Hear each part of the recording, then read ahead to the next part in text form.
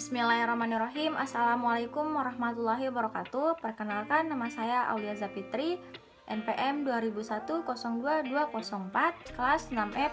Di sini saya akan membuat video untuk memenuhi tugas mata kuliah pengembangan media pembelajaran dengan materi media pembelajaran. Nah, adapun topik atau agenda utama dalam persentase kali ini yakni yang pertama pengertian media pembelajaran, yang kedua fungsi media pembelajaran, yang ketiga jenis-jenis media pembelajaran, dan yang terakhir keunggulan dan kelemahan media pembelajaran. Nah, yang pertama yaitu pengertian media pembelajaran. Media secara etimologi berasal dari bahasa Latin medio atau medius yang merupakan bentuk jamak dari kata medium yang berarti pengantar atau perantara. Sedangkan dalam bahasa Arab, media adalah perantara atau pengantar pesan dari pengirim kepada penerima pesan.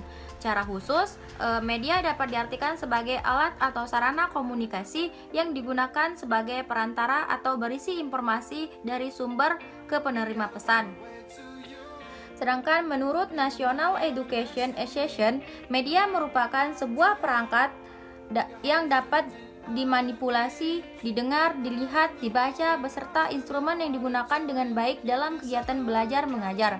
Sementara menurut Association of Education Communication Technology, media mendefinisikan bahwa media merupakan segala bentuk dan saluran yang digunakan untuk proses pembelajaran.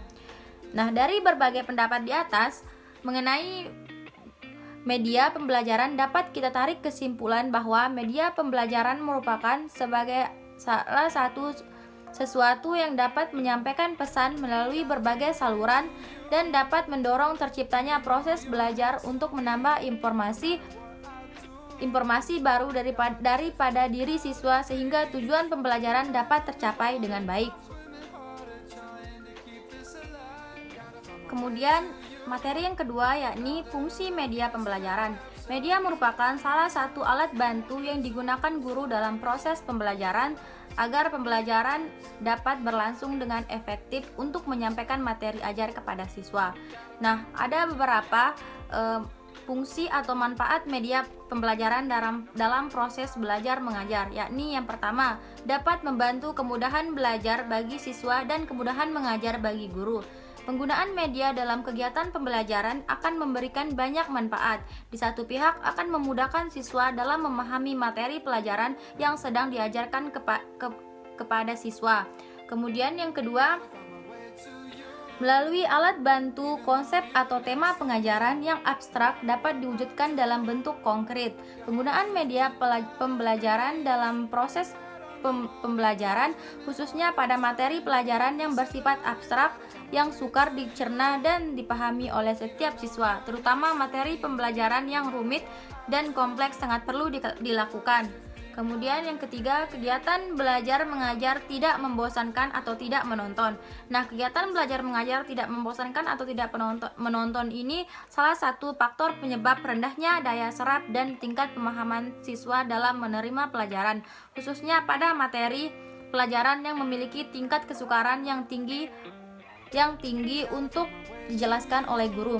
Kemudian yang keempat atau yang terakhir, sebagai salah satu alat indera yang dapat menafsirkan dan turut berdialog, sehingga kelemahan dari salah satu indera dapat diimbangi oleh kekuatan indera lain.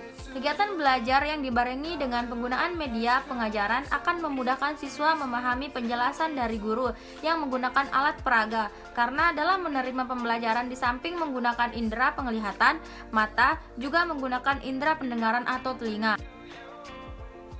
Kemudian materi yang ketiga yaitu jenis-jenis media pembelajaran. Ada dua jenis-jenis media pembelajaran, yakni yang pertama media dua dimensi.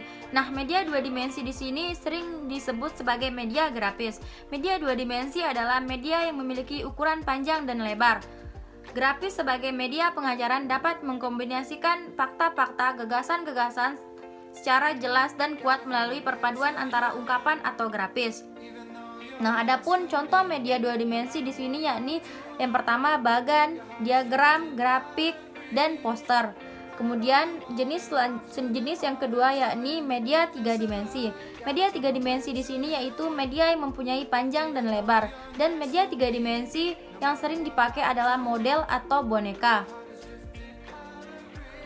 Berdasarkan perkembangan teknologi tersebut, media pembelajaran dikelompokkan ke dalam 4 kelompok, yakni yang pertama media hasil teknologi cetak. Media hasil teknologi cetak di sini adalah suatu media atau suatu cara untuk menghasilkan atau menyampaikan materi seperti buku dan materi visual statis, terutama melalui proses percetakan mekanis atau fotografis. Kemudian yang kedua, media hasil teknologi audiovisual. Teknologi audiovisual menyampaikan materi dengan menggunakan mesin-mesin mekanis dan elektronis untuk menyajikan pesan-pesan audiovisual, penyajian, pengajaran, serta audiovisual jelas bercirikan pemakaian perangkat keras selama proses pembelajaran.